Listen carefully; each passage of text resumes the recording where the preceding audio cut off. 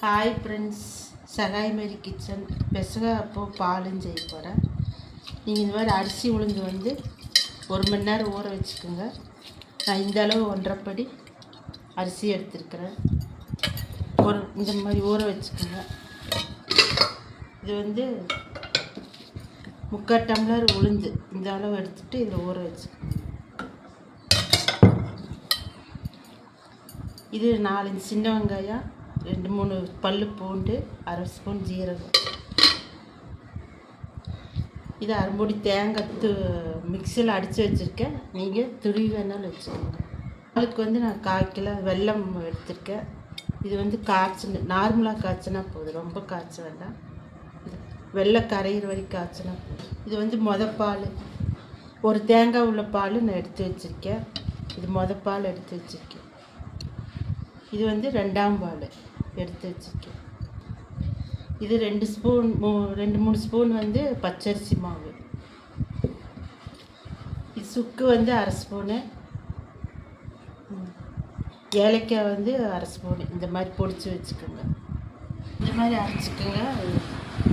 இது வந்து பச்சரிசி, நீங்கள் புழுங்கல் அரிசி போடக்கூடாது, பச்சரிசி தான் போடணும். அப்போது இது வந்து ஊற்றி இந்த அளவு அரிசி ஊற்றி தேங்காய் வந்து இதில் போட்டு ஒரு அடி அடித்து இதில் போடணும். தேங்காய் வெங்காயம் இதில் போடணும்.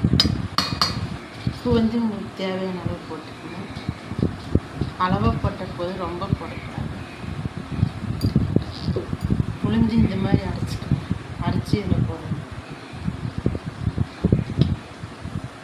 இதெல்லாம் மிக்ஸ் பண்ணி ஒரு 10 நிமிஷம் வச்சுக்கோங்க. இந்த மாதிரி எல்லாம் மிக்ஸ் பண்ணி இப்படி வச்சுக்கோங்க. இந்த மாதிரி ஒரு இட்லி பாத்திரம் வச்சுக்கோங்க. வச்சுட்டு இந்த மாதிரி ஒரு கமிட்டி வச்சுட்டு இது மாதிரி ஒரு தட்டு வச்சு இல்லை எண்ணெய் தடவி வைக்கணும். இது மாவு வந்து இதில் ஊற்றணும். அரைச்சி ஊற்றக்கூடாது, இந்த மாதிரி 3/4 ஊற்றணும். இது ஒரு 20 நிமிஷம் வச்சுட்டு அப்பப்போ அது குத்தி எந்திரிச்சான்னு பார்த்துக்கணும்.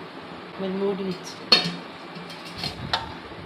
20 நிமிஷம் கழித்து திறந்து பார்த்துக்கணும்.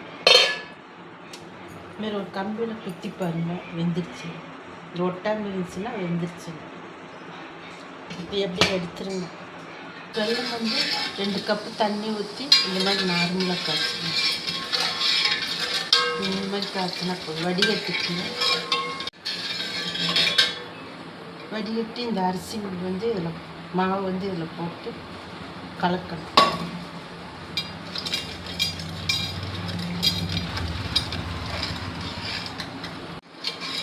இந்த மாதிரி இப்படி கலக்கிட்டு மாவு போட்டு பால் செய்கிறது. இது வந்து சுக்குவும் ஏலக்காய், இது வந்து பொடி இதில் போட்டு 2ஆம் பால் இதில் ஊற்றணும்.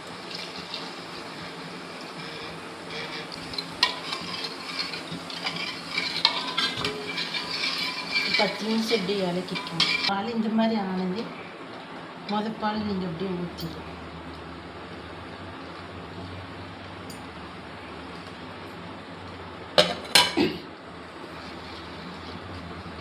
ஊற்றி ஒரு இலக்காய் வைக்கணும். 10 நிமிஷம் வச்சுட்டு இறக்கிடுங்க.